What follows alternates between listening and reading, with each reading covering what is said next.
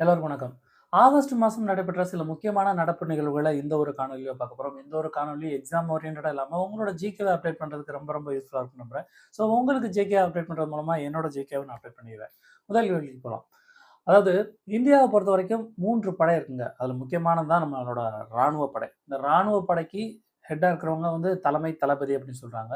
அப்படி இந்தியாவோட ராணுவ தலைமை தளபதியாக 31வது ராணுவ தலைமை தளபதியாக ரீசென்ட்டா ஒருத்தவங்க வந்து பதவியேற்க உள்ளாங்க. ஸோ 31வது ஆளா தேர்ந்தெடுக்க உள்ளவங்க யாரு? 30வது ஆளா இருந்தவங்க யாரு? இதுதான் கேள்வி. இதற்கான பதில் என்னன்னு பார்த்தீங்கன்னா, 30வது ராணுவ தலைமை தளபதியா இருந்தவங்க பார்த்தீங்கன்னா, உபேந்திர திதுவேதி அவர்கள் வந்து இருக்கிறாங்க. ஸோ அவங்களோட பதவி காலம் முடிவடைய உள்ளதுனால 31வது ராணுவ தலைமை தளபதியாக இப்ப ரீசென்ட்டா பார்த்தீங்க அப்படின்னா, ஜெனரல் தீரஜ் சேத் அப்படிங்கிறவங்க வந்து நம்மளோட ராணுவத்துக்கு வந்து தலைமை தளபதியாக வந்து பதவியேற்க உள்ளார். இவர் வந்து இப்போதைக்கு ராணுவ துணை தளபதியாக இருக்காங்க. ஸோ அடுத்தது 31வது ராணுவ துணை தளபதியாக வந்து தேர்ந்தெடுக்கப்பட உள்ளார். ஸோ இவங்கள பத்தி இம்பார்ட்டன்ட்டா சொல்லணும்னு பார்த்தீங்கன்னா, ஆப்பரேஷன் சிந்தூர்ல வந்து ரொம்ப மிக முக்கியமான நடவடிக்கைகள் வந்து இவங்க இந்த தீரஜ் சேத் அப்படிங்கிறவங்க வந்து அவங்களோட பணி வந்து ரொம்ப முக்கியமா பொதுவா ஒரு நாட்டுல இருந்து இன்னொரு நாட்டுக்கு போறப்ப வந்து நம்ம அந்த நாட்டோட கரன்சியை தான் வந்து யூஸ் பண்ண முடியுங்க. ஆனா சில நாடுகள்ல வந்து இதுக்கு வந்து விலக்கு அளிச்சிருப்பாங்க. ஸோ இந்தியாவை பொறுத்த வரைக்கும் யூபிஐ அதாவது அன்இன்டரப்டட் பேமெண்ட் இன்டர்ஃபேஸ்ன்னு சொல்லுவாங்க. இந்தியாவோட இந்த பேமெண்ட்டை வந்து மற்ற நாடுகள்லயும் பயன்படுத்த முடியுமா பார்த்தீங்கன்னா, கண்டிப்பான முறையில் முடியும்.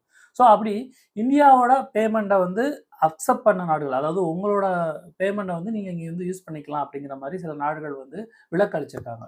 ஸோ அப்படி ரீசென்ட்டா பார்த்தீங்க அப்படின்னா, 10வது நாடாக இந்தியாவின் யுபிஐ வந்து யூஸ் பண்ணிக்கலாம் அப்படிங்கிற மாரி ஒரு நாடு வந்து விலக்கு குடுத்துருக்காங்க. அது எந்த நாடு? இதுதான் கேள்வி. இதற்கான பதில் பார்த்தீங்க அப்படின்னா, கிரீஸ்.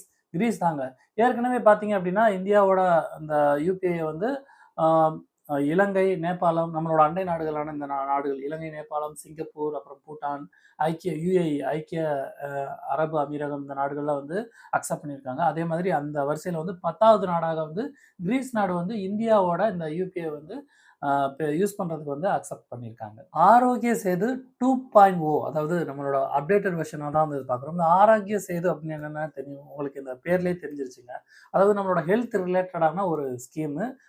சென்ட்ரல் கவர்மெண்ட் வந்து கொண்டு வந்திருக்காங்க இந்த ஸ்கீம். அது வந்து 2.0 அப்படின்னு சொல்றோம் பார்த்தீங்கன்னா, முதல் வெர்ஷனுக்கு அப்டேட்டா இத கொண்டு வந்திருக்காங்க. முதல்ல இந்த ஆரோக்கிய சேதுல என்னென்ன பண்றாங்கன்னு பார்த்தீங்கன்னா, நம்மளோட உடல்நலம் சம்மந்தமா தனிப்பட்ட ஒரு நபர் இருக்காங்கன்னா, அவங்களுக்கு வந்து இப்ப ஒரு ஹாஸ்பிட்டலுக்கு ட்ரீட்மெண்ட் போறாங்கன்னா, அந்த டாக்குமெண்ட் எல்லாமே வந்து டிஜிட்டலைஸ்டா பண்ணி வச்சிருப்பாங்க. ஸோ ஏபிடிஎம் அதாவது ஆரோக்கிய சேது டிஜிட்டலைஸ்டு மெத்தட்ன்னு சொல்லுவாங்க. இதோட சேர்ந்து நமக்கு ஒரு ஐடி கார்டும் வந்து குடுத்துருவாங்க.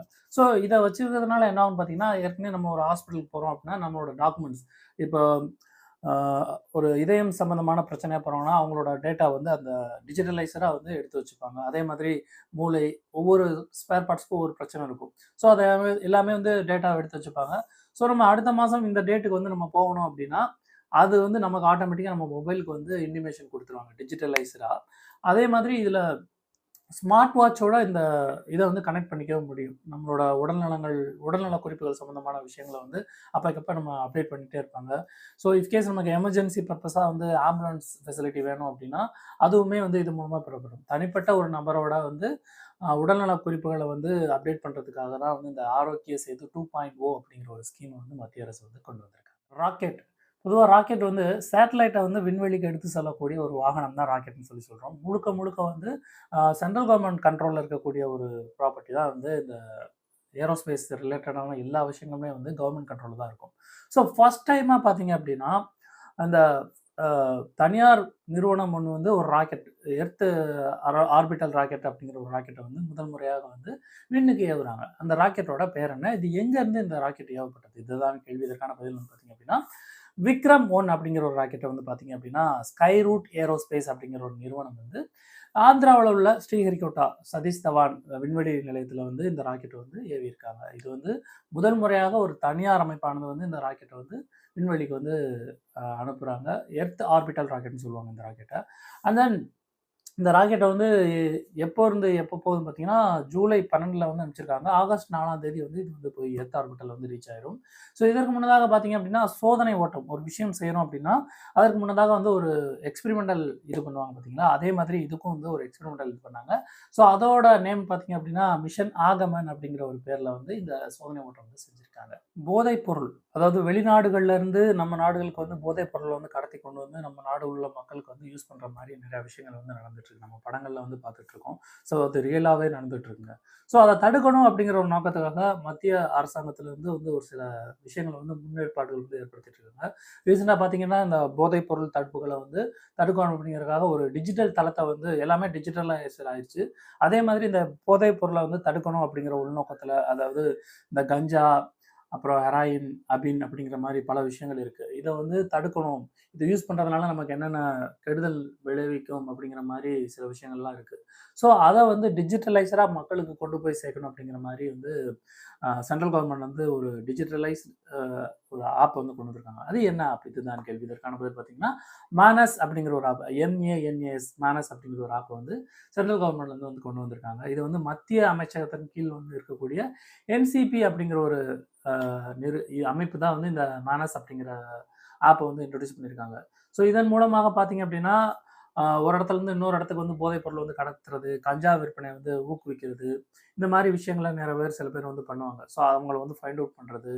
ஸோ இன்கேஸ் அந்த மாதிரி பிடிச்சாங்க அப்படின்னா, அவங்களுக்கு குடுக்க போகக்கூடிய அந்த பனிஷ்மென்ட் வந்து ரொம்ப ரொம்ப சிவியரா இருக்கும். ஸோ பொதுவா பெண்களுக்கு வந்து பாதுகாப்பு அளிக்கணும். இப்ப தமிழகத்த எடுத்துட்டீங்கன்னா, சிங்கப்பெண் சிறப்பு அதிரடிப்படை திட்டம் ஒரு திட்டம் கொண்டு வந்தாங்க. அதே மாதிரி துர்கவாகினி அப்படிங்கிற ஒரு திட்டத்த வந்து ஒரு மாநிலத்தில வந்து கொண்டு வந்திருக்காங்க. அது எந்த மாநிலம்? இதுதான் கேள்வி. இதற்கான பதில் வந்து மேற்கு வங்கம். மேற்கு வங்கத்தில வந்து இந்த துர்கவாகினி அப்படிங்கிற ஒரு திட்டத்த வந்து கொண்டு வந்திருக்காங்க. ஸோ இதன்படி பார்த்தீங்க அப்படின்னா, அவங்களுக்கு வந்து சிவப்பு மற்றும் இளஞ்சிவப்பு வாகனங்கள் வந்து வழங்கப்பட்டிருக்கும். அவங்களோட சீருடை வந்து டிஃபரெண்ட்டா இருக்குங்க. ஸோ இவங்களோட வேலை என்னன்னு பார்த்தீங்கன்னா, பொதுவா பெண்களுக்கு வந்து பொது இடங்கள்ல வந்து ஈவ் டீசிங், இந்த பாலியல் துன்புறுத்தல் இந்த மாரி விஷயங்கள் வந்து நடக்கும் பார்த்தீங்களா, அந்த இடத்துல வந்து முன்கூட்டியே வந்து அவங்க போய் எல்லா இடத்துலயும் வந்து ரோந்து பண்ணிட்டு இருப்பாங்க. ரோந்து படைன்னு தான் சொல்லுவாங்க அவங்கள. ரோந்து பண்ணிட்டு இருப்பாங்க. இன்கேஸ் ஒரு இடத்துல ஈவ் டீசிங் நடக்குது அப்படின்னு பார்த்தீங்க அப்படின்னா, அந்த இடத்துல போய் வந்து இவங்க வந்து அத வந்து தடுத்து நிறுத்தி அவங்களுக்கு தேவையான பனிஷ்மென்ட்டும் குடுப்பாங்க. ஸோ துர்கவாகினி அப்படிங்கிறது வந்து மேற்கு வங்கத்தில பெண்களுக்கு பாதுகாப்பு வழங்கக்கூடிய ஒரு தனி ரோந்து படையாக வந்து கருதப்படுகிறது. தாயுமானவர் திட்டம். அதாவது நம்ம நியாய விலைகள் கடைகள்ல இருக்கக்கூடிய அந்த பொருட்கள வந்து வீடு தேடி வந்து மக்கள், அதாவது வயதான முதியவர்கள் இருப்பாங்க பார்த்தீங்கன்னா, 60 வயசு அதுக்கு மேல உள்ள முதியவர்கள் வந்து ரேஷன் கடையில கியூல நின்னு அவங்களால பொருட்கள் வாங்க முடியாது. ஸோ அந்த மாதிரி இருக்கக்கூடியவங்களுக்கு நேரடியாக அவங்களுக்கு இந்த பொருட்கள நேரடியா அவங்க வீட்டுக்கே கொண்டு போய் சேர்க்கக்கூடிய ஒரு திட்டம் தான் இந்த தாயுமானவர் திட்டம்னு சொல்லி சொல்றாங்க. இந்த திட்டம் வந்து எப்பொழுது அறிமுகப்படுத்தப்பட்டது? இதுதான் கேள்வி. இதற்கான பதில் ஆகஸ்ட் 12, 2025ஆம் ஆண்டு இந்த தாயுமானவர் திட்டமானது வந்து அறிமுகப்படுத்தப்பட்டது. இப்ப இத ஏன் பார்க்கணும்னு பார்த்தீங்கன்னா, இப்ப இந்த திட்டமானது முதியவர்களுக்கு மட்டுமல்லாம பார்த்தீங்க அப்படின்னா, கைம்பெண்கள், அதாவது கணவனை இழந்த அந்த பெண்களுக்கும் வந்து வந்து இந்த திட்டம் வந்து விரிவுபடுத்தப்பட்டதா வந்து சொல்லியிருக்காங்க. ICC international cricket council. இந்த இன்டர்நேஷனல் கிரிக்கெட் கவுன்சில் பார்த்தீங்க அப்படின்னா, ஆண்களுக்கும் சரி, பெண்களுக்கும் சரி இந்த உலகக்கோப்பை போட்டி வந்து நடத்திட்டு வர்றாங்க. ஸோ நம்ம மேக்ஸிமம் வந்து ஆண்களுக்கான போட்டிகள் தான் பார்த்துட்டு இருக்கோம். ஆனா ஆண்களுக்கு வந்து நாங்க ஒண்ணும் சளைச்சவங்க கிடையாது. பெண்களும் வந்து நாங்க கிரிக்கெட் விளையாடுவோம் அப்படிங்கிற மாரி ஒரு சம்பவம் வந்து இப்ப நடந்திருக்கு பார்த்தீங்கன்னா, அதாவது 10வது ICC கிரிக்கெட் போட்டி எங்கு நடைபெற்றது? இதுல சாம்பியன் பட்டம் வென்ற அணி எது? இதுதான் கேள்வி. இதற்கான பதில். இது வந்து இங்கிலாந்துல உள்ள வேல்ஸ் அப்படிங்கிற ஒரு இடத்துல தான் வந்து நடைபெற்று வருதுங்க. ஸோ இதுல வந்து பார்த்தீங்க அப்படின்னா, ஃபைனல்ஸ்ல ஆஸ்திரேலியா வெர்சஸ் இங்கிலாந்து டீம் வந்து ஒருத்தர் மீட் பண்றாங்க. இதுல வந்து ஆஸ்திரேலியா அணி வந்து ஜெயிச்சிருக்காங்க. சாம்பியன் பட்டம் ஜெயிச்சிருக்காங்க. இந்த சாம்பியன் பட்டமானது ஆஸ்திரேலியா அணி வந்து 7வது முறையாக பெறக்கூடிய சாம்பியன் பட்டமாக பார்க்கப்படுது. எல்னினோ. எல்னினோ அப்படின்னா பசிபிக் பெருங்கடல்ல ஒரு சில காலநிலை மாற்றம், அதாவது அதனோட வெப்பநிலை வந்து சற்று, அதாவது 1 டிகிரி இல்ல 2 டிகிரி அதிகரிக்கும். ஸோ இதனால நமக்கு என்ன கேடு விளைக்கும்னு பார்த்தீங்கன்னா, நெறையா கேடுகள் விளைக்குது. இது வந்து ஒரு பெரிய வீடியோவா பேசலாம். ஸோ இப்ப இதுலருந்து என்ன கேள்வின்னு பார்த்தீங்க அப்படின்னா, இந்த எல்னினோ காரணமாக நமக்கு வந்து மின்சாரம் வந்து பல வகைகள்ல வந்து தயாரிச்சிருக்கோம். சூரிய ஒளி, அதாவது புதுப்பிக்கக்கூடிய மின்சாரம், புதுப்பிக்க இயலாத மின்சாரம் 2 வகையில வந்து நம்மளோட சக்திய வந்து பெற்றுட்டு இருக்கோம். இப்ப இந்த எல்னினோ வர்றதுனால வந்து ஒரு மின்சாரத்துல வந்து நம்ம ப்ரொடியூஸ் பண்றதுக்கு வந்து சில டிஃபிகல்ட் வருது. அது எந்த வகை அப்படின்னு தான் கேள்வி. இதற்கான பதில் பார்த்தீங்க அப்படின்னா, நீர் மற்றும் காற்றாலை மின்சாரம் மூலமாக வந்து நமக்கு வந்து ரொம்ப பாதிப்படையும் அப்படின்னு சொல்லி சொல்றாங்க. ஏன் அப்படின்னு பார்த்தீங்க அப்படின்னா, பசிபிக் பெருங்கடல்ல வந்து அந்த டெம்பரேச்சர் இன்கிரீஸ்னால அங்க காற்றோட போக்கு வந்து மாறும். ஸோ அந்த வேகத்த பொறுத்து தான் நமக்கு மின்சாரம் வந்து காற்றாலைகள்ல வந்து தயாரிப்பாங்க. ஸோ அது வந்து நமக்கு இது வந்து அஃபெக்ட் பண்ணிரும் இந்த எல்னினோ. அண்ட் தென் நீர் மின்சாரம், கடல் அலைகள்லேருந்து எடுக்கக்கூடிய அந்த டைடல் வேவ்ஸ்ன்னு சொல்லுவாங்க பார்த்தீங்களா? அதுலருந்து எடுக்கக்கூடிய மின்சாரங்கள் வந்து பாதிக்கப்படுது. ஸோ எல்னினோ மூலமாக இந்த நீர் மற்றும் காற்றாலை மின்சாரம் வந்து பாதிக்கப்படும் அப்படின்னு வந்து சொல்லியிருக்காங்க. இந்தியாவை பொறுத்த வரைக்கும் பார்த்தீங்கன்னா, ஏவுகணைகள் வந்து தயாரிச்சுட்டு இருக்காங்க. சில ஏவுகணைகள் வந்து நமக்கு தேவையான ஆயுதங்கள வெளிநாடுகள்ல இருந்து வாங்கிட்டு இருக்காங்க. அதே மாரி நம்மளோட உள்நாட்டு தயாரிப்பு வந்து மற்ற நாடுகளுக்கு வந்து எக்ஸ்போர்ட்டிங் பண்ணிட்டு இருக்கோம். ஸோ அப்படி பார்த்தோம் அப்படின்னா, பிரம்மோஸ் மற்றும் அஸ்த்ரா MK1 அப்படின்னு 2 புது வகையான ஏவுகணைகள வந்து இப்ப ரீசென்ட்டா ஒரு நாடு வந்து இந்தியாவோட வாங்குறதுக்காக வந்து ஒரு ஒப்பந்தத்துல வந்து கையெழுத்திருக்காங்க. இது எந்த நாடு? முதல்ல வந்து பிரம்மோஸ் அஸ்த்ரா அப்படிங்கிறது பார்த்தீங்க அப்படின்னா, ஒளியை விட மிக வேகமாக பயணிக்கும் தன்மையுடைய கூடிய ஒரு ஏவுகணை அப்படின்னு சொல்லுவாங்க. அதே மாரி இந்த அஸ்த்ரா அப்படின்னு சொன்னேன் பார்த்தீங்களா, இந்த அஸ்த்ரா ஏவுகணை வந்து பார்த்தீங்க அப்படின்னா, வான்வெளி வான் டூ வான் அதாவது ஸ்கை டூ ஸ்கை அட்டாக் பண்ணக்கூடிய ஒரு ஏவுகணை அமைப்பு தான் இந்த அஸ்த்ரா ஏவுகணை. 4.5 ஸ்பீடு வந்து ஒளியை விட அதிகமா வந்து பாயும் அப்படிங்கிற மாரி ஒரு அமைப்புடையது தான் இந்த அஸ்த்ரா. ஸோ இப்படி சூப்பரான இந்த ஆயுதங்கள வந்து வாங்குறதுக்கு இப்ப ரீசென்ட்டா பார்த்தீங்க அப்படின்னா, இந்தோனேஷியா இந்தியாவோட வந்து ஒரு கையொப்பம் இட்டிருக்காங்க. இதோட திட்ட மதிப்பு எவ்வளோன்னு பார்த்தீங்கன்னா, 5,692 கோடி மதிப்புல வந்து இந்த ஏவுகணை வந்து அவங்க வாங்குறாங்க. என்னதான் கோடி கோடியா சொத்து இருந்தாலும் சில மனிதர்கள் வந்து சேவை செய்றதுல வந்து ரொம்ப ஆர்வமா இருப்பாங்க. அதே மாதிரி பார்த்தீங்க அப்படின்னா, இந்தியாவுல வந்து இந்தியாவின் பாலம் சொல்லுவாங்க பார்த்தீங்களா, அதாவது பிரிட்ஜ் மேன் சொல்லுவாங்க. அப்படி ரீசென்ட்டா ஒருத்தர் வந்து பேர் எடுத்திருக்காரு. அவர் யாரு? கர்நாடகத்துல உள்ள கிரிச் பரத்வாஜ் அப்படிங்கிறவங்க தான் வந்து இந்தியாவின் பால மனிதர் அப்படிங்கிற ஒரு பேர் எடுத்திருக்காங்க. சரி என்ன காரணம் பார்த்தீங்க அப்படின்னா, ஃபர்ஸ்ட் இவர் வந்து 1989ஆம் ஆண்டு குடகு மாவட்டத்துல வந்து வாய்ஸ்வினி அப்படிங்கிற ஒரு நதியில, அதாவது ஒரு நதி போயிட்டு இருக்கு அப்படின்னா, இந்த 2 பக்கம் வந்து கடந்து போறது வந்து ரொம்ப கஷ்டம். வெள்ள காலகட்டங்கள்ல அந்த பக்கம் ஒரு கரையிலேருந்து மறுகரைக்கு வந்து கடந்து போறது கஷ்டம். அப்படி இருக்கக்கூடிய இடங்கள தேர்ந்தெடுத்து இவரா தன்னோட சொந்த செலவுல வந்து பாலங்கள வந்து உருவாக்கி குடுத்தாரு. அதனால தான் வந்து இவர் பால மனிதன் அப்படிங்கிறவரு வந்து பெயர் பெற்றிருக்காரு. கிட்டத்தட்ட இதுவரைக்கும் பார்த்தீங்க அப்படின்னா, 140 பாலங்கள வந்து தனி ஒரு மனிதனா வந்து 2 பக்கம் வந்து இணைச்சு வந்து பல கிராமங்களுக்கு வந்து இவர் வந்து வாழ்க்கைய வந்து குடுத்திருக்கிறாருங்க. ஸோ இவருக்கு வந்து 2017ஆம் ஆண்டு வந்து பத்மஸ்ரீ விருது வந்து வழங்கியிருக்காங்க. ஸோ இந்தியாவின் பாலம் மனிதன் யாருன்னு பார்த்தீங்க அப்படின்னா, கிரிச் பரத்வாஜ் அவர். RTEP அதாவது ரிப்பீட் ட்ரிப்பிங் எலிமினேஷன் ப்ராஜெக்ட். இந்த ப்ராஜெக்ட்ட வந்து கொண்டு வந்த அமைப்பு எது? இதுதான் கேள்வி. இதற்கான பதில் வந்து பார்த்தீங்கன்னா, நம்மளோட தமிழ்நாடு மின்சார வாரியத்தில தான் வந்து இந்த RTEP அப்படிங்கிற ஒரு ப்ராஜெக்ட் வந்து கொண்டு வந்திருக்காங்க.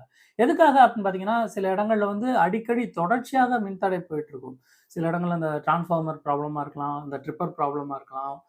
நெறையா விஷயங்கள் இருக்கு. ஸோ இத வந்து கன்டினியூஸா வந்து சர்வே பண்ணி என்னென்ன பிரச்சனைகள் இருக்கு அப்படிங்கிற மாரி பார்த்து, அந்த மின்தடைகள் அடிக்கடி ஏற்படாம கொண்டு வரணும் அப்படிங்கிறதுக்காக இந்த RTEP அப்படிங்கிற ஒரு ப்ராஜெக்ட் வந்து கொடுத்துருக்காங்க. ஸோ மக்களுக்கு தொடர்ச்சியாக நிரந்தரமான மின் சேவைய வழங்கணும் அப்படிங்கிறதுக்காக வந்து இந்த RTEP ப்ராஜெக்ட் ஆனது வந்து ரொம்ப ரொம்ப யூஸ்ஃபுல்லா இருக்குங்க. மீன்கள். மீன்கள்ல வந்து அதிக அளவு புரதச்சத்து இருக்குங்க. ஸோ இந்த மீன்கள வந்து எக்ஸ்போர்ட்டிங் பண்ணக்கூடிய, அதாவது அதிக அளவு மீன்களை உற்பத்தி செய்யக்கூடிய நாடுகள் பட்டியல்ல வந்து முதலிடத்தை பிடித்த நாடு எது? இதுதான் கேள்வி. இதற்கான பதில் சைனா. நம்மளோட அண்டை நாடா சைனா வந்து அதிக அளவு மீன் உற்பத்தியில வந்து நம்பர் 1 அப்படிங்கிற ஒரு பொசிஷன்ல இருக்காங்க. ஸோ அப்ப இந்தியா எத்தனாவது இடத்துல இருக்குன்னு பார்த்தீங்கன்னா, 2வது இடத்துல இருக்காங்க. கிட்டத்தட்ட 11,000 கிலோமீட்டர் வந்து கடற்கரை பரப்பளவு இருக்கு. 24 லட்சம் சதுர 24 லட்சம் சதுர கிலோமீட்டர் அளவு வந்து பரப்பளவு வந்து இந்தியாவிட்ட இருக்குங்க. ஸோ இந்தியாவோட பங்களிப்பு எவ்வளோன்னு பார்த்தீங்கன்னா, கிட்டத்தட்ட உலக அளவுல கம்பேர் பண்றப்ப வந்து நம்மளோட பங்களிப்பு வந்துன்னா 8% வந்து மற்ற நாடுகளுக்கு வந்து எக்ஸ்போர்ட்டிங் பண்ணிட்டு இருக்கோம். ஸோ 2025 காலகட்டங்கள்ல நம்ம நாட்டுல இருந்து மற்ற நாடுகளுக்கு வந்து பார்த்தீங்கன்னா, எவ்வளோ தூரத்துக்கு இந்த பிசினஸ் போயிருக்குன்னு பார்த்தீங்கன்னா, 73,000 கோடி அளவுக்கு வந்து மீன்களானது வந்து உற்பத்தி செஞ்சிருக்காங்க இந்தியா. ஸோ உலக அளவுல வந்து மீன்கள் உற்பத்தியில் அதிக அளவு மீன்கள் உற்பத்தி செய்யக்கூடிய நாடுகள்ல முதல் இடத்தில் உள்ள நாடு எதுன்னு பார்த்தீங்கன்னா, சைனா. எல்னினோ எஃபெக்ட் அதாவது இந்தியாவுல வந்து கடுமையான வெப்ப புயல்னே சொல்லலாம். அந்த மாதிரியான ஒரு எஃபெக்ட்ட வந்து இந்த எல்னினோ எஃபெக்ட் வந்து நமக்கு குடுக்க போகுது. அப்படி வந்து பார்த்தீங்க அப்படின்னா, இந்தியாவுல தமிழகத்துல அதாவது உலக அளவுல கம்பேர் பண்ற பார்த்தீங்கன்னா, ஈரான், ஈராக் அந்த மாதிரி மலாய் இந்த மாரி பல நாடுகள்ல வந்து இந்த வெப்ப அலையானது வந்து தாக்கப்போது. தமிழகத்துல எத்தன இடங்கள்ல வந்து இந்த வெப்ப அலை தாக்கக்கூடும் அப்படிங்கிற மாரி ஒரு அப்டேட் குடுத்துருக்காங்கன்னு பார்த்தீங்கன்னா, 2 நகரங்கள் அதாவது சென்னை மற்றும் மதுரையில வந்து இந்த கடுமையான எல்னினோ காரணமாக கடுமையான வெப்ப அலை தாக்கக்கூடும் அப்படின்னு சொல்லி சொல்லியிருக்காங்க. நமக்கு மட்டும் கிடையாது. அகமதாபாத், நாக்பூர் இந்தியாவுல வந்து கிட்டத்தட்ட 10 நகரங்கள் வரை இந்த வெப்ப அலை வந்து தாக்கக்கூடும் அப்படின்னு சொல்லியிருக்காங்க. E20 பெட்ரோல் அதாவது பொதுவாக பெட்ரோல்ல இருந்து பார்த்தீங்க அப்படின்னா, நமக்கு கார்பன் டை ஆக்சைடு வந்து வெளியேறுது. அது வந்து நமக்கு வந்து சுற்றுச்சூழல வந்து பாதிக்குது. ஸோ இத அவாய்ட் பண்ணணும் அப்படிங்கிறதுக்காக இன்ட்ரோடியூஸ் பண்ணது தான் வந்து இந்த E20 பெட்ரோல்னு சொல்றாங்க. ஸோ இந்த E20 பெட்ரோல் வந்து வந்து எடுத்த உடனேயுமே வந்து E20 வந்து இது பண்ணல. ஸோ இந்த E20னா முதல்ல என்னங்கிறத சொல்றேன்.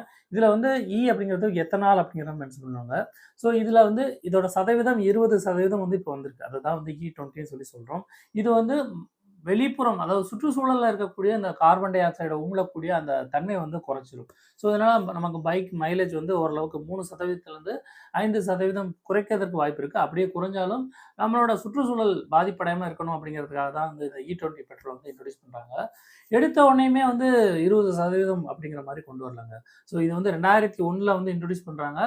அண்ட் தென் 2006ல 5% இருந்தது.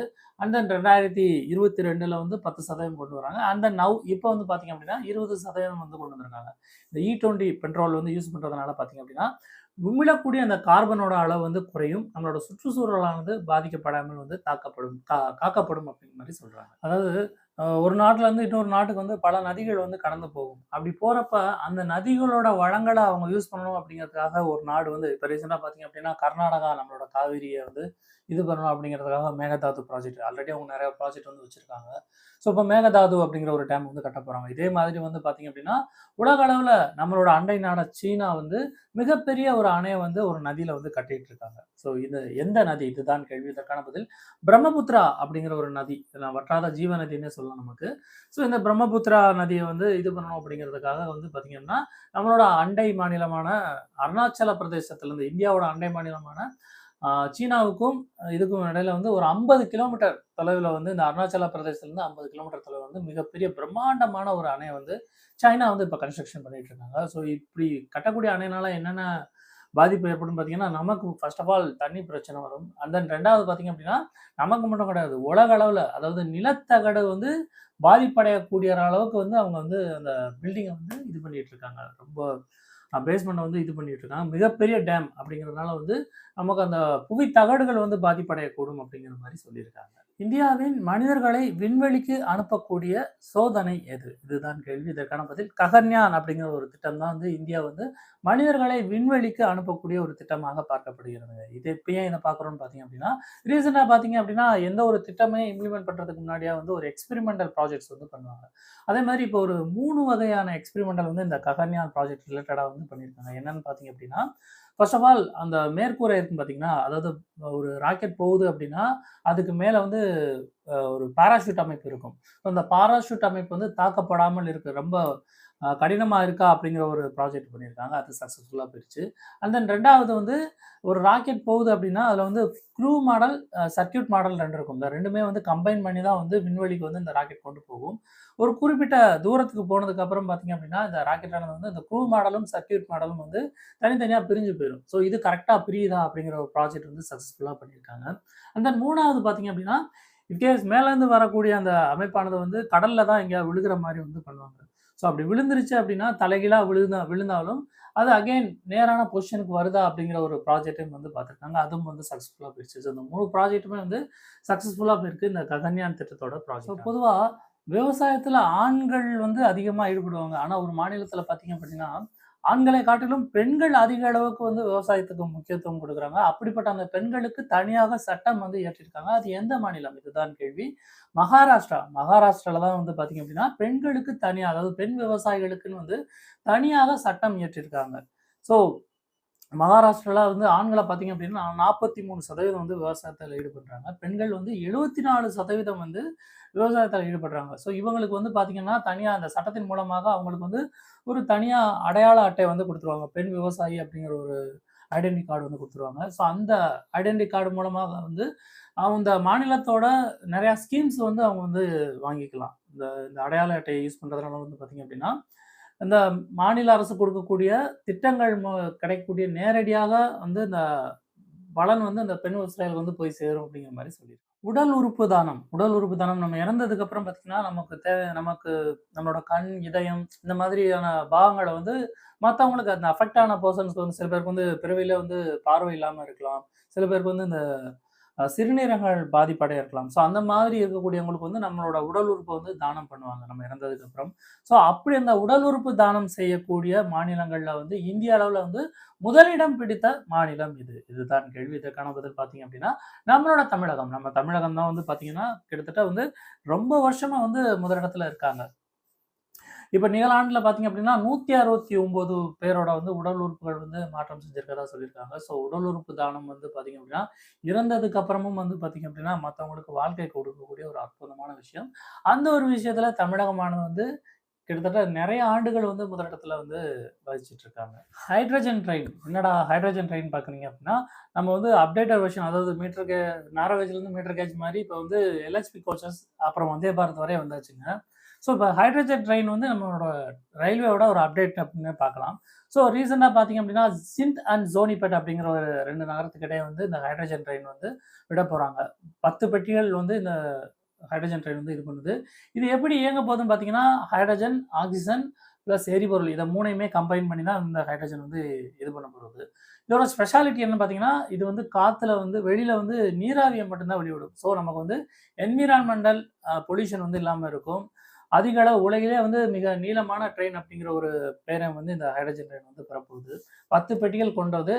கிட்டத்தட்ட வந்து அதிக அளவு 3200 ஹெச்பி பவர் ஹார்ஸ் பவர் வந்து அதிக அளவு இழுவை சக்தி கொடைய இந்த ட்ரெயின் வந்து ஒரு சாதனை வந்து படைச்சிருக்குங்க. உலக அளவில் பருத்தி உற்பத்தியில் முதலிடம் வகிக்கக்கூடிய நாடு எது? இதுதான் கேள்வி. இதற்கான பதில் நம்மளோட இந்தியா தாங்க. இந்தியா தான் வந்து பார்த்தீங்கன்னா, அதாவது பருத்தியில வந்து 4 டைப் இருக்கு. அமெரிக்கன் பருத்தி, அமெரிக்கன் டன், அப்புறம் எகிப்தியன் பருத்தி, அசாமி பருத்தி, இந்தியா பருத்தி. இந்த 4 வகை தான் வந்து இந்த பருத்தியில இருக்கு. இந்த 4 வகை பருத்தியும் வந்து உற்பத்தி செய்யக்கூடிய ஒரே நாடு நம்மளோட இந்தியா தான். அது மட்டும் இல்லாம உற்பத்தியிலே வந்து பார்த்தீங்க அப்படின்னா, உற்பத்தி மற்றும் நுகர்வுல வந்து நம்ம 2வது இடம் வந்து பிடிக்கிறோம்.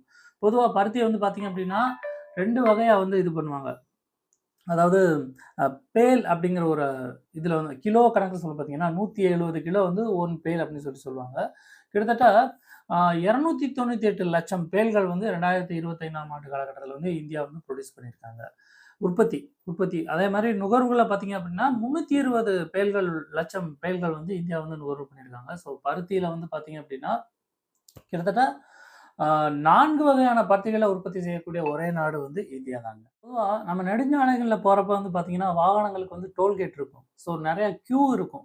ஸோ அந்த மாதிரி இந்த கியூ இருக்கிறதுனால நமக்கு டைம் வந்து ரொம்ப இதாயிட்டு இருக்கும். அதே மாரி டிராஃபிக் வந்து அதிகமா இருக்கும். ஸோ இத அவாய்ட் பண்ணணும் அப்படிங்கிறதுக்காக பார்த்தீங்கன்னா, அதாவது நேஷனல் ஹைவே அத்தாரிட்டி ஆஃப் இந்தியால வந்து ஒரு டிஜிட்டலைஸ்டு ஒரு அமைப்ப வந்து கொண்டு வந்திருக்காங்க. செயலிய வந்து அதாவது உள்ளூர் மக்கள் இருப்பாங்க பார்த்தீங்களா? அவங்க வந்து ஒரு இடத்துலருந்து இன்னொரு இடத்துக்கு போவாங்க. ஸோ அந்த இடத்துல வந்து அவங்களோட டைம் இது பண்ணக்கூடாதுங்க அப்படிங்கிறதுக்காக வந்து இந்த NHAல வந்து ஒரு செயலிய வந்து இன்ட்ரோடியூஸ் பண்ணியிருக்காங்க.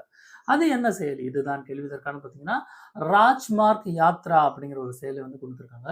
இதன்படி பார்த்தோம் அப்படின்னா, நம்மளோட வாகனத்தோட சில இத வந்து அடிப்படை அ டேட்டா வந்து அவங்களுக்கு வந்து இந்த செயலில இன்க்ளூட் பண்ணிட்டோம் அப்படின்னா, இப்ப நம்ம ஒரு இடத்துலருந்து இன்னொரு இடத்துக்கு போறோம் அப்படின்னா, அதுக்குன்னு தனியா ஒரு வே வந்து வச்சுருவாங்க. ஸோ முன்னக்கூட்டியே வந்து நமக்கு வந்து அதாவது என்ன சொல்றது? வீட்ல இருந்துட்டே பாஸ் போடுற மாரிங்கிற ஒரு அமைப்புன்னே வச்சுக்கலாமே. ஸோ நம்ம அந்த தனியா அந்த கியூல போகாம, நமக்குன்னு ஒரு தனி வழி இருக்கும். நம்ம பாஸ் வந்து வீட்ல இருந்தே போட்டுட்டோம் அப்படின்னா, நமக்கான வழிமுறை வந்து அவங்க விட்டுருவாங்க. நம்ம எந்த ஒரு டைம் இல்லாம, அதாவது கியூ இல்லாம நம்ம தனி வழியில வந்து போலாம் அப்படிங்கிற மாரி கொண்டு வந்திருக்காங்க. ஸோ இதற்கான செயலி வந்து பார்த்தீங்கன்னா, ராஜ்மார்க் யாத். தடுப்பூசி. அதாவது நமக்கு வந்து ஒரு நோய் வராம இருக்கணுங்க அப்படிங்கிறதுக்காக நம்மளோட உடம்ப வந்து ஆக்டிவேட் பண்ணக்கூடிய ஒரு சிஸ்டம் தான் வந்து இந்த தடுப்பூசி அப்படின்னு சொல்றோம். அப்படி பார்த்தீங்க அப்படின்னா, இந்தியாவுல மிக மோசமான ஒரு டிசீஸ் தான் இந்த டெங்கு. கொசுக்கள் மூலமாக பரவக்கூடிய ஒரு நோய் தான் வந்து இந்த டெங்குன்னு சொல்றோம். ஸோ இதனால அஃபெக்ட் பண்ணி நெறைய பேர் இறந்தும் போறாங்க. ஸோ அந்த மாதிரி இருக்கக்கூடாது அப்படிங்கிறதுக்காக முதல் முறையாக பார்த்தீங்க அப்படின்னா, இந்தியாவுல இந்த டெங்குக்கு தடுப்பூசி முறைய வந்து அமல்படுத்த வந்து நம்மளோட மத்திய அமைச்சகமானது வந்து ஒரு இது வந்து குடுத்துருக்காங்க. ஸோ இந்த மருத்துவம் வந்து ஜப்பானோட டகோடா அப்படிங்கிற ஒரு நிறுவனம் வந்து குடுக்குறாங்க டெங்கு தடுப்பூசியானது. ஸோ முதல் தடுப்பூசி போட்டு அதுக்கப்புறம் 2வது தவணை 2 தவணைகளா வந்து இந்த தடுப்பூசி இருக்கும். முதல் தவணை போட்டு அடுத்து 3 மாதங்கள் கழித்து வந்து இந்த 2வது தவணை வந்து இந்த டெங்கு தடுப்பூசி வந்து போடுவாங்க. ஸோ கியூடங்கா அப்படிங்கிறது தான் வந்து இந்த தடுப்பூசியோட பேரு. அ இதோட நிறுவனம் பார்த்தீங்கன்னா, ஜப்பானோட டகோடா அப்படிங்கிற ஒரு நிறுவனம் தான் வந்து இந்த தடுப்பூசிய வந்து இம்ப்ளிமெண்ட் பண்ணியிருக்கு. பொதுவா எல்லா மாநிலங்கள்லயும் பார்த்தீங்க அப்படின்னா, பெண்களுக்கு இலவச பேருந்து எல்லா இடத்துலயுமே வந்துருச்சுங்க. ஆனா ரீசென்ட்டா இப்போ ஒரு மாநிலத்தில இந்த கர்ப்பிணி பெண்கள், அப்புறம் குழந்தை பெற்றெடுத்த பெண்கள் வந்து ஒரு இடத்துல இருந்து இன்னொரு இடத்துக்கு போறதுக்காக இலவச பேருந்து வசதி வந்து ஒரு இடத்துல வந்து இன்ட்ரோடியூஸ் பண்ணியிருக்காங்க. இது எந்த மாநிலம்? இதுதான் கேள்வி. இதற்கான பதில் நம்மளோட அண்டை மாநிலமான ஆந்திர பிரதேசத்துல தான் வந்து தாய் சேய் பேருந்து அப்படிங்கிற ஒரு ஸ்கீம் வந்து இன்ட்ரோடியூஸ் பண்ணியிருக்காங்க. கிட்டத்தட்ட 500 தாய் சேய் பேருந்து வந்து இன்ட்ரோடியூஸ் பண்ணியிருக்காங்க. இதன் மூலமாக பார்த்தீங்க அப்படின்னா, கிட்டத்தட்ட 2,75 லட்சம் பெண்கள் வந்து ஆண்டுக்கு வந்து பயனடைவார்கள் அப்படிங்கிற மாரி சொல்லியிருக்காங்க. இந்த பேருந்துல வந்து என்னென்ன வசதி இருக்கும் பார்த்தீங்க அப்படின்னா, அவங்களுக்கு தேவையான அந்த ஃபர்ஸ்ட் எய்ட் ஸ்கீம்ஸ் இருக்கும். ஃபர்ஸ்ட் எய்ட் பாக்ஸு, அதுக்கப்புறம் வந்து ஜிபிஎஸ் ஃபெசிலிட்டி இருக்கும். அப்புறம் அசம்பாவிதங்கள் எதுவும் நடைபெறாம இருக்கிறதுக்காக அந்த ஃபயர் எக்ஸ்டிங்ஷர் இதெல்லாம் இருக்கும். ஸோ பொதுவாக ஒரு பெண் இன்னொரு இடத்துலருந்து கொண்டு போறதுக்காக யூஸ் பண்ணக்கூடிய ஒரு திட்டம் தான் இந்த அதாவது ஒரு சாதாரண பெண் கிடையாது. கர்ப்பிணி பெண். அ குழந்தை பேறு அடைந்த பெண்களா இருக்கட்டும், இல்ல குழந்தை வயித்துல இருக்கக்கூடிய பெண்களா இருக்கட்டும். இவங்க தான் வந்து ஒரு இடத்துலருந்து இன்னொரு இடத்துக்கு சேஃபா போணும் அப்படிங்கிறதுக்காக தான் வந்து இந்த தாய் சேய் பேருந்து அப்படிங்கிற ஒரு ஸ்கீம் வந்து ஆந்திர பிரதேசம் வந்து கொண்டு வந்திருக்காங்க. சாலை விபத்து, ரோடு ஆக்சிடென்ட்ல வந்து பார்த்தீங்க அப்படின்னா, ஒவ்வொரு மணி நேரத்துக்கும் எவ்வளவு பேர் உயிரிழப்பு ஏற்படுது அப்படிங்கிறது தான் கேள்வி. இதற்கான பதில் 59 பேர் வந்து 1 மணி நேரத்துக்கு வந்து சாலை விபத்துல வந்து உயிரிழக்கிறதா வந்து சொல்லியிருக்காங்க. கிட்டத்தட்ட 2025 காலகட்டங்கள் எடுத்துட்டாலே போதுங்க. ஆ எவ்வளோ 5.13 லட்சம் சாலை விபத்து நடந்திருக்கு ஆல் ஓவர் இந்தியால. அதுல 1.83 லட்சம் பேர் வந்து உயிரிழப்பு ஏற்பட்டிருக்கிறதா வந்து சொல்லியிருக்காங்க. அந்த சாலை விபத்துல வந்து பார்த்தீங்க அப்படின்னா, அதிக அளவு உயிரிழப்பு ஏற்பட்ட மாநிலம் அப்படின்னு பார்த்தீங்கன்னா, உத்தரப்பிரதேசம். ஸோ நம்ம கரெக்ட்டான ரூல்ஸ வந்து ஃபாலோ பண்ணா நமக்கு வந்து எந்த ஒரு இதுவும் கிடையாது. சேஃப்டி பெல்ட் போடுறது, அப்புறம் ஹெல்மெட் போடுறது, கரெக்ட்டான ஸ்பீட்ல போறது, இந்த மாதிரியான அந்த ரூல்ஸ் அண்ட் ரெகுலேஷன்ஸ் வந்து ஃபாலோ பண்ணோம்னா, இந்த சாலை விபத்துல வந்து தடுக்கலாம். ஸோ 2025 காலகட்டங்கள்ல பார்த்தீங்க அப்படின்னா, தமிழகத்துல வந்து எவ்வளவு சாலை விபத்து ஏற்படுதுன்னா, 71,897 சாலை விபத்து வந்து ஏற்பட்டிருக்கு. அதிக அளவு உயிரிழப்பு ஏற்பட்ட மாநிலம் வந்து பார்த்தீங்கன்னா, உத்தரப்பிரதேசம். வினாத்தாள் கசிவு. வினாத்தாள் ரீசென்ட்டா பார்த்தீங்க அப்படின்னா, நீட்ல வந்து ஒரு வினாத்தாள் கசிஞ்சு நாடே வந்து மிகப்பெரிய ஒரு போராட்டம் ஸ்ட்ரைக் பண்ணாங்க. நம்மளோட மத்திய கல்வித்துறை அமைச்சர் தர்மேந்திர பிரதான் வந்து ராஜினாமா செய்யக்கூடிய மிகப்பெரிய ஒரு சூழலும் வந்து உருவாகுது. ஸோ இதனால என்ன ஆகுதுன்னு பார்த்தீங்க அப்படின்னா, நம்பகத்தன்மை போயிருதுங்க. ஸோ நம்ம எவ்வளோ தூரம் கஷ்டப்பட்டு படிச்சு, ஈஸியா வந்து காச குடுத்து வினாத்தாள வாங்கி, குறுக்கு வந்து நெறைய பேர் வந்து முன்னாடி போயிடுறாங்க. ஸோ அந்த மாதிரி ஆயிறக்கூடாது அப்படிங்கிறதுக்காக சட்டதிட்டங்கள வந்து மத்திய அமைச்சகமானது வந்து கடுமையாக்கியிருக்காங்க. ஸோ இதற்கு முன்னதாக பார்த்தீங்க அப்படின்னா, 2024ஆம் ஆண்டு ஒரு சட்டம் வந்து கொண்டு வந்தாங்க. அதில படி பார்த்தோம் அப்படின்னா, ஆ இப்போ ஒரு வினாத்தாள் வந்து ஒரு இடத்துல இருந்து கசியுது. அதில யார் யார் ஈடுபட்டிருக்காங்க, அவங்க மேல வந்து ஒரு குற்றம் வருது பார்த்தீங்கன்னா, அவங்களுக்கு வந்து கிட்டத்தட்ட 3 வருஷத்துலருந்து 5 வருஷம் வந்து சிறை தண்டனை வந்து குடுத்தாங்க. ஸோ அத நீக்கி இப்ப பார்த்தீங்க அப்படின்னா, அந்த டபுள் மடங்கா ஆக்கிட்டாங்க. ஒருத்தர் வந்து வினாத்தாள் கசிவுல வந்து ஃபோர்ஜரி பண்றாங்க அப்படின்னா, அவங்களுக்கு வந்து கிட்டத்தட்ட 10 வருஷம் வரை வந்து அவங்களுக்கு வந்து சிறை தண்டனை வழங்குவதற்கு வந்து சட்டத்திருத்தம் வந்து திருத்தியிருக்காங்க. ஸோ இதனால வந்து பார்த்தீங்க அப்படின்னா, நம்பகத்தன்மை அதிகரிக்கும் அப்படிங்கிற மாரி சொல்றாங்க. அது மட்டும் கிடையாது. அவங்களுக்கு குறைஞ்சபட்சம் 1,00,00,000லிருந்து வந்து அதிகபட்சம் அவங்க எவ்வளோ தூரத்துக்கு வந்து கிரைம் பண்ணியிருக்காங்களோ, அந்த அளவுக்கு வந்து அவங்களுக்கு வந்து பெனால்டி போடுறதுக்கும் வந்து வாய்ப்பு இருக்கு. ஸோ வினாத்தாள் கசிவுல வந்து ஏற்படக்கூடிய வந்து அந்த நபர்களுக்கு வந்து 10 ஆண்டுகள் சிறை தண்டனை குடுக்கும்படி வந்து மத்திய அமைச்சகம் வந்து சட்ட திருத்தம் வந்து செஞ்சிருக்காங்க. காணொலி எக்ஸாம் ஓரியன்டடா உங்களுக்கு ரொம்ப ரொம்ப யூஸ்ஃபுல்லா இருக்கும்னு நான் நம்புறேன். நாளைக்கு புது வகையான கேள்விகள பார்க்குறப்ப உங்கள மீண்டும் சந்திக்கிறேன். அதுவரை அன்பால் இணைவோம், அறிவால் உயர்வோம். தமிழ் உறவுகளுக்கும், உள்ளங்களுக்கும் நன்றி.